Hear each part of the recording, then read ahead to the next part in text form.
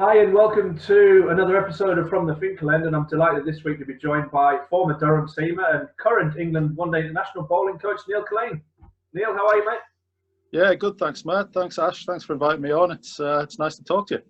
Absolutely, mate. Thank you again for joining us all the way from the Aegeus Bowl in Southampton, where it's probably a bit like a goldfish bowl for you at the moment, stuck in your hotel room, and we'll have a little chat about that later.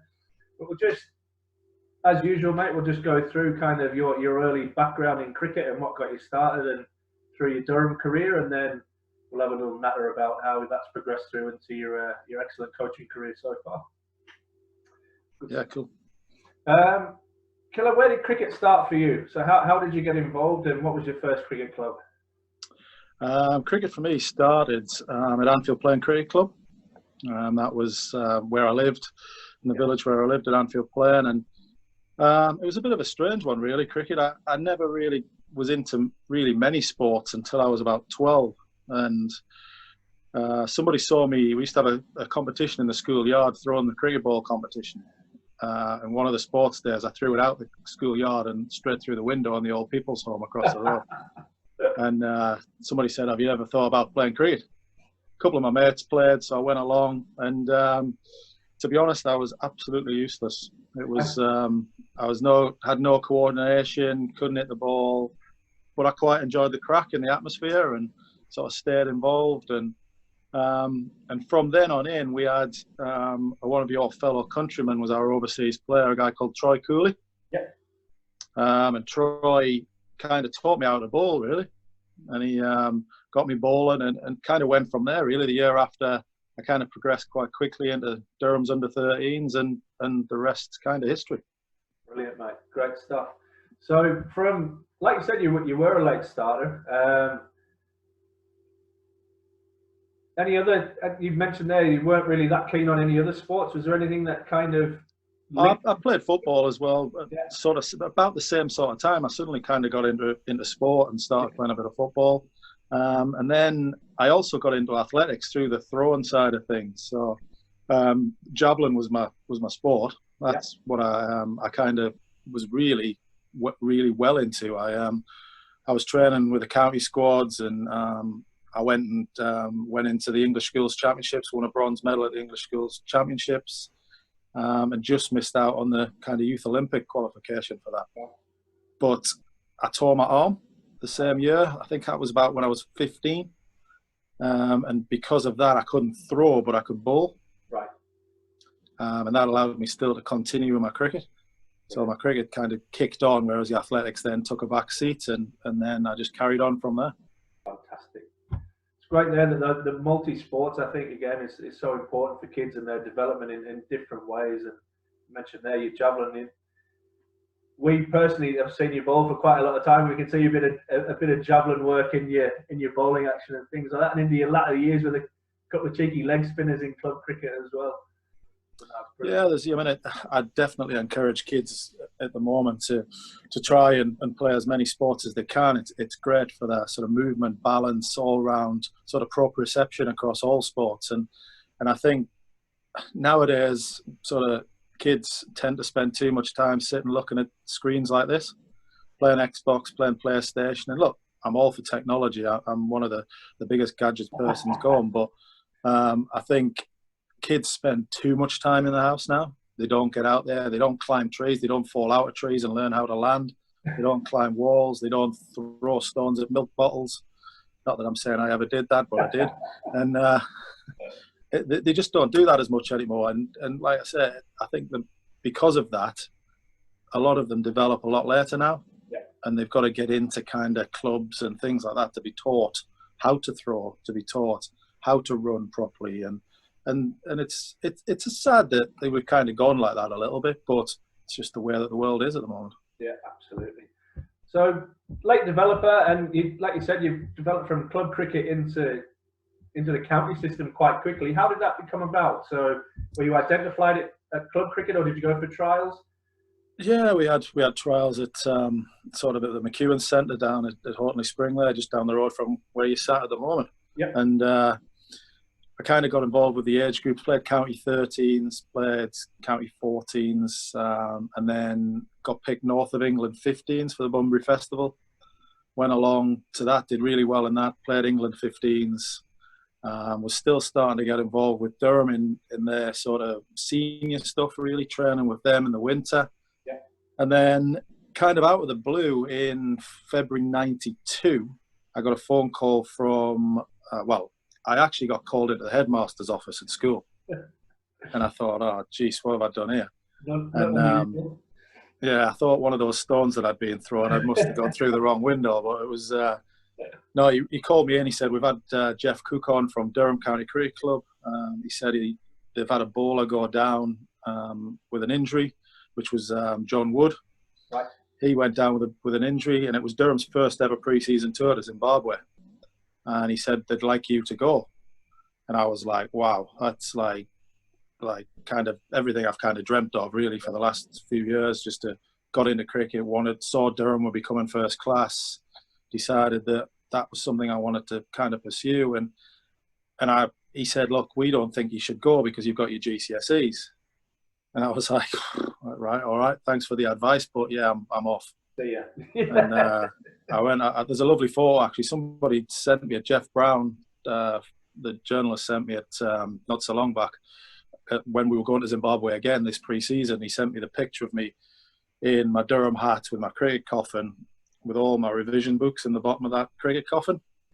And I've got to say those books were still in the bottom of that cricket coffin when I came back from that tour. But I managed to. I did study. I passed my GCSEs and stuff, and went on and did my A levels and went to university as well. But that was the start of it for me. Once I did that tour, it was like, yeah, I've tasted this. I know. I mean, to go on that tour with sort of people like David Graveney, Wayne Larkins, and then to come back and Ian Botham, Dean Jones, people like that were at the club. It was like an eye-opener for me, and it was something that I decided, yeah, I want to give this a crack.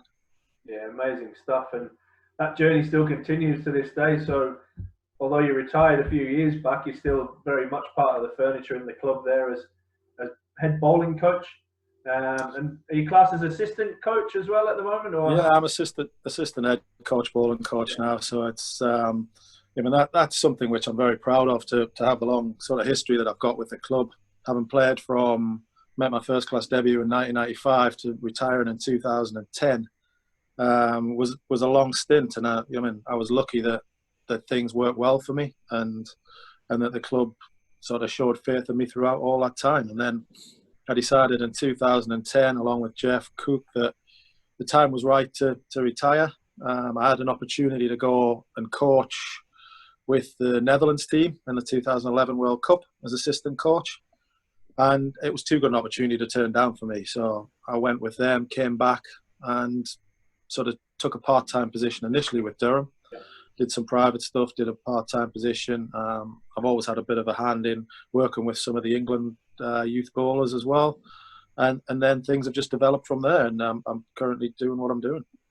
Fantastic, mate. And like I said, that longevity, it's brilliant to see. There's not many people that have been involved in Durham from the get-go, and you're one of the few there. Was Collie there around at the time, kind of developing through at that time? Yeah, Collie was in and around the junior setup. He joined, I think, either a year or 2 years after I did. Yeah.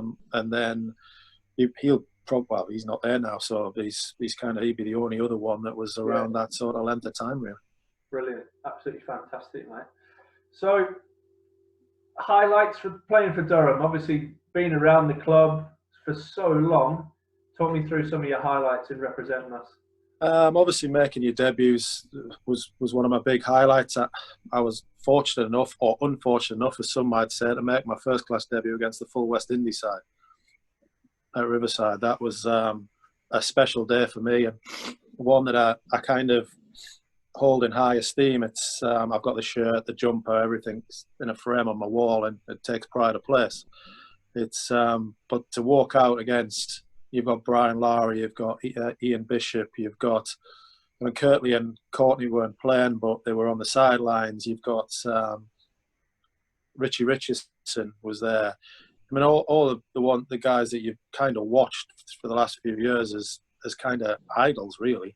and I'm making my first class debut against them, and that was a special day. My first class wicket was Carl Hooper.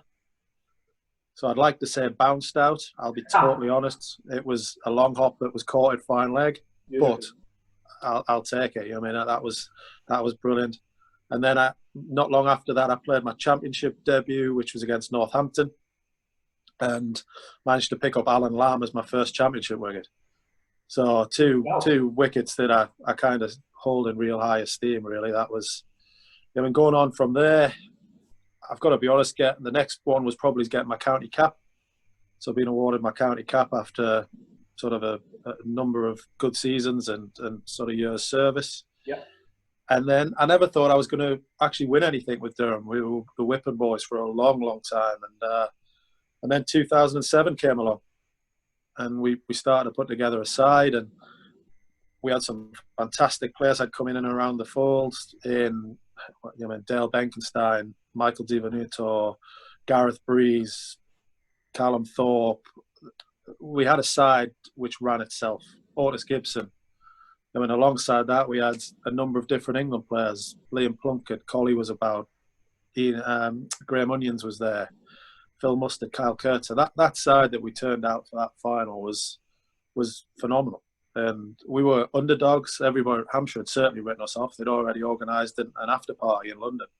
So to crash that was a brilliant day. And that's a day that'll stick in my mind forever. To play in front of a full house at Lord's, and to come out of the other. It was a little bit sad that it didn't finish on the same day, but still to come out of that and win the way we did, to win Durham's first ever trophy was an achievement that I never thought would happen. And from there we went on and won 3 or 4 more trophies, and we had a fantastic roll at it for a period of time. And then unfortunately, through probably no fault of the players, then things sort of gone the way they've gone. But the one thing that created was opportunity for younger players to start developing again, and the journey to start again.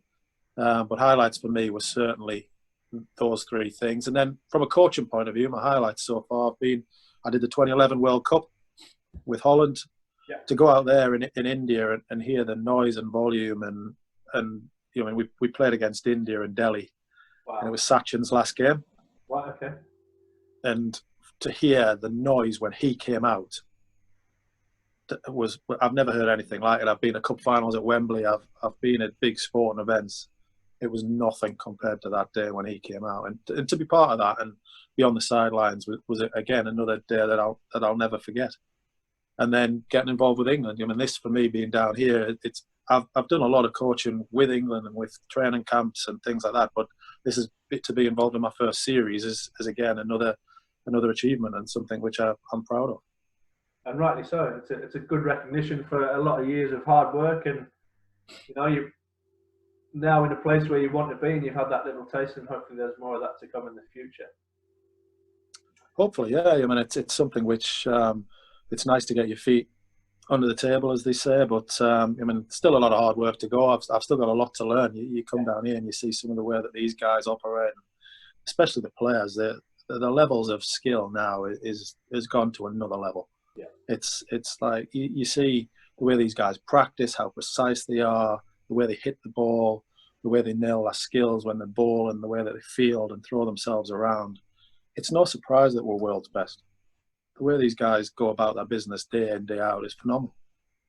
Yeah, I was going to say, you're coming in, it's a bit of a strange time in one sense, is that you've got those core test players aren't around, but you've still got that, as you rightly said, England world champions, and just playing phenomenal white ball cricket right now, absolutely on fire. And like you said, there's method there that's been put into place over the last probably 4 years. So you're probably learning every day on things from not just other coaches, but picking up things from players who have picked up things from other coaches as well. So that journey never stops. No, definitely. And I think as a coach, you kind of probably use it as a toolbox, really. You've got a toolbox that you carry around with you, and you're constantly putting new tools in it. Yeah. It's little things that you pick up here, and yes, you're coaching them, but you're also taking some of their knowledge into what you do and seeing how the batters play, and then thinking, well, how can I combat that, and how can I help somebody else combat that?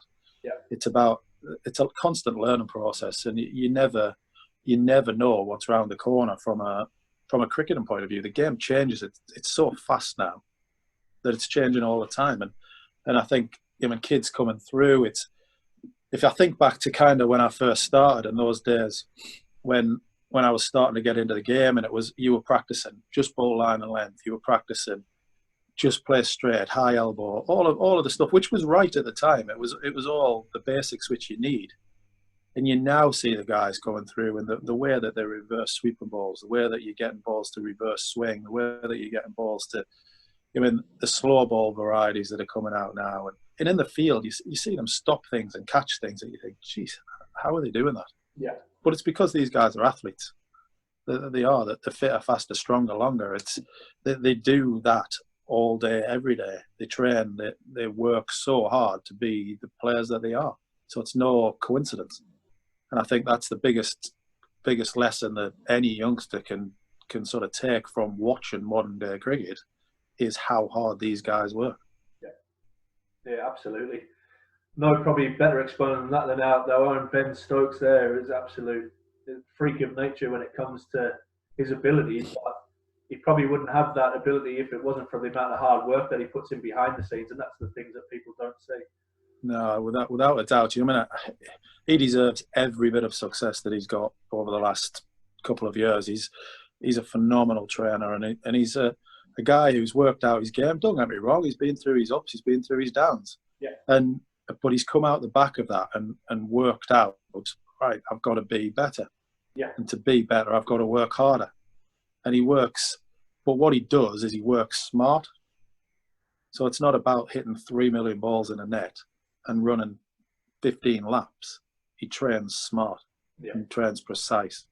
So he trains for what he does day in, day out. And I think that's the thing that I've learned about being in this environment, is that they want to play fun, smart, precise cricket. And I think if you can be like that, and I think youngsters can be like that now. Don't be afraid. Yeah. Don't try things. Yeah. Don't feel that you can't fail, because when you fail, you learn. And I think that's a big lesson for youngsters in the game. Definitely, and you will fail as a youngster more than you succeed, and that is finding your path and your journey as you go through, isn't it? Yeah, 100%. Great stuff. So, you're away from home at the moment, obviously coaching quite a lot. Is there any life outside of cricket for Neil Killeen right now? Because you're kind of in this bubble, and we'll touch on that in a second. But what's a normal summer look like for you at the moment? If we can talk. A normal summer without this bubble is kind of, a lot of travelling. We now, living in Durham, we got to travel everywhere. Yeah, so from the northeast, our nearest competitors 3 hours away on a bus in Henley. Yeah. And I think, that's the biggest part of the game, which people don't realise.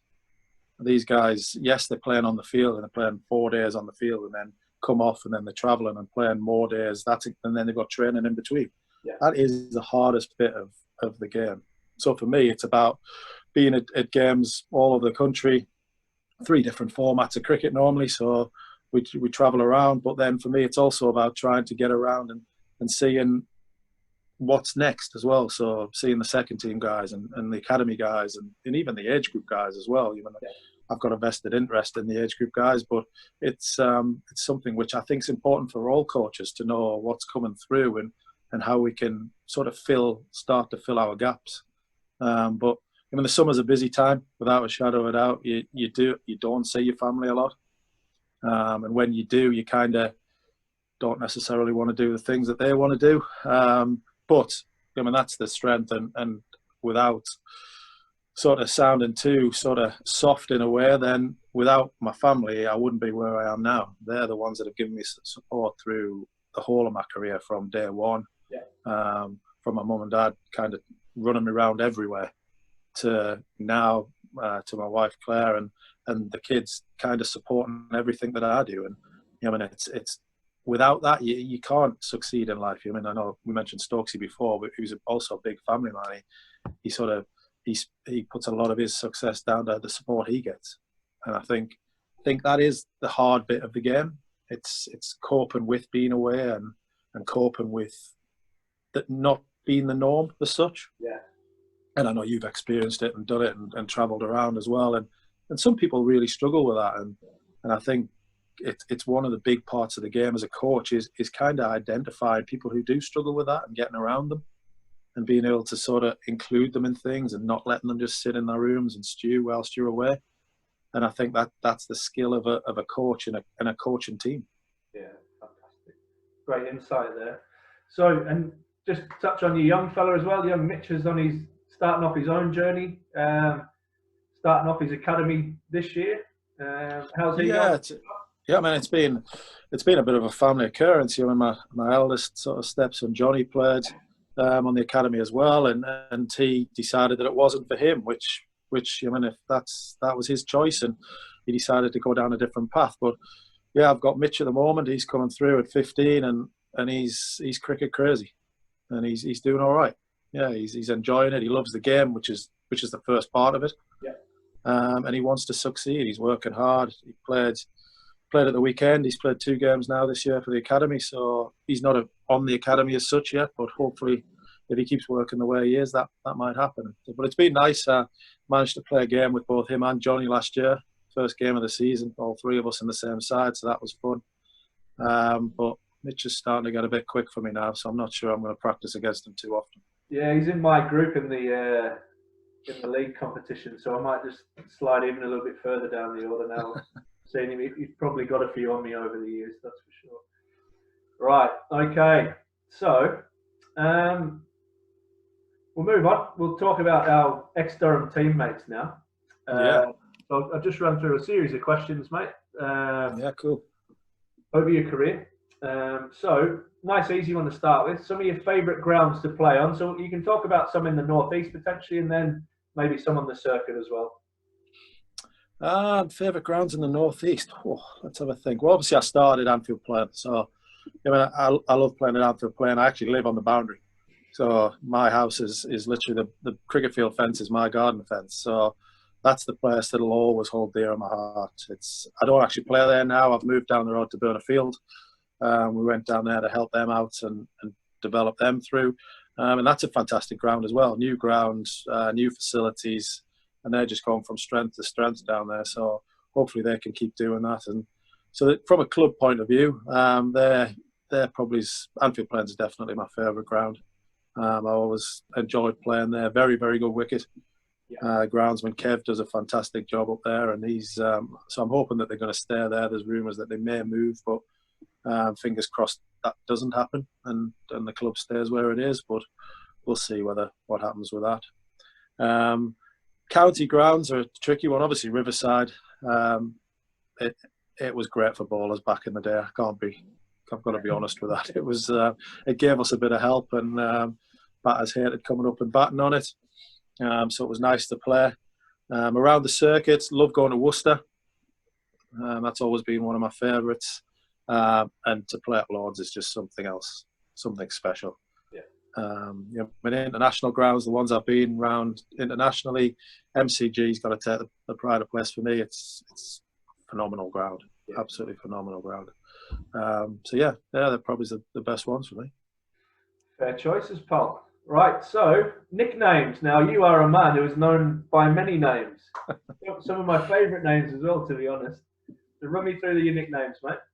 Well, there's a few. There's Killer's the main one. I just kind of got stuck with that from an early age, really. Then there was Bully, which is something which stuck with me as well. Squeaky is another one. Love that. That's my favourite. Squeaky Clean. That was actually Mike Gatton that gave me that one. He started calling me Squeaky Clean. They're the 3 main ones, unless there's any that you kind of know, which maybe I don't. But those are the 3 that most people will call me by. You've been called a few things, but we'll stick with those 3, mate. I've probably called a few people a few things as well. But... Oh, brilliant. I love Squeaky. That was a touch of genius there from Mike Gatting, that is for sure. Right, if you were to pick 3 of your ex-Durham teammates for a night out, now there's been a lot of them, who would it be? This is a tough one. For a night, What's the achievement of the night out? Have we got a guideline, or I dare not say. is it just a good night out? Yeah, good night out. All right. So for a good night out would be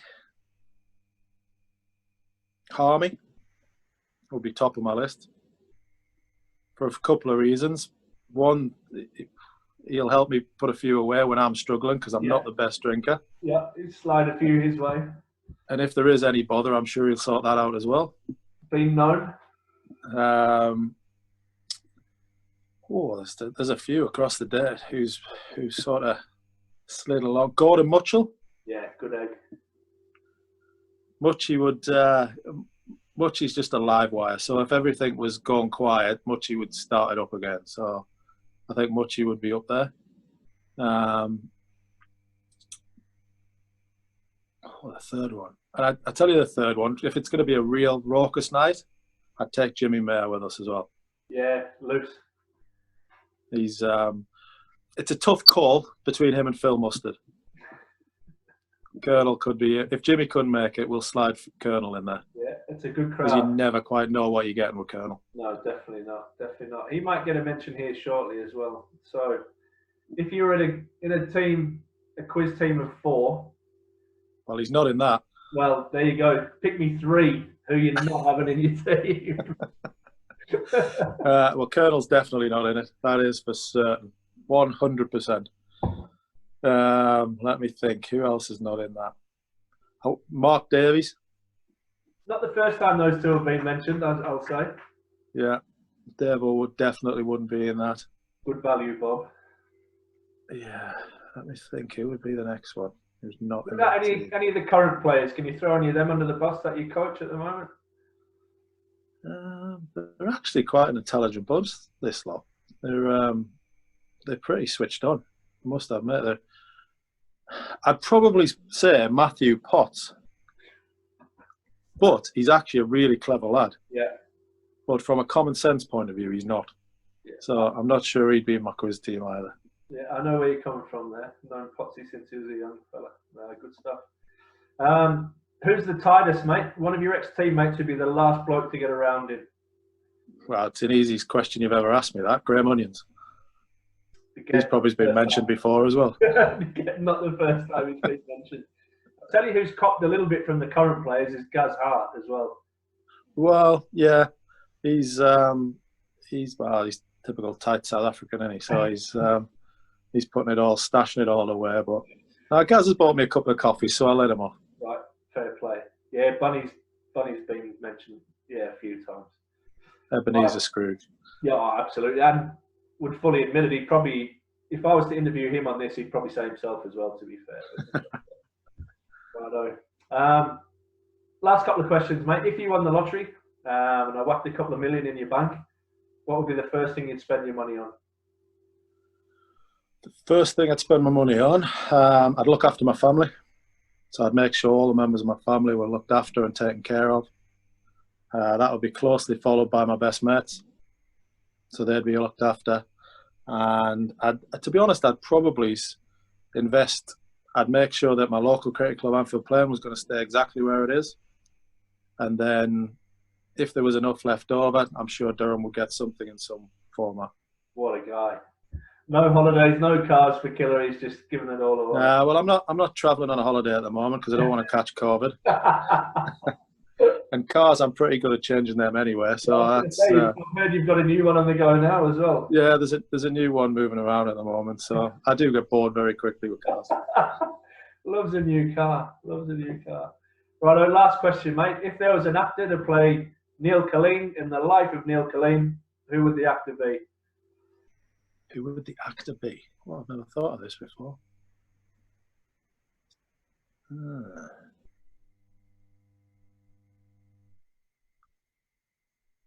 Oh, it's a tough question, that, man. You've got me there. Who would the actor be?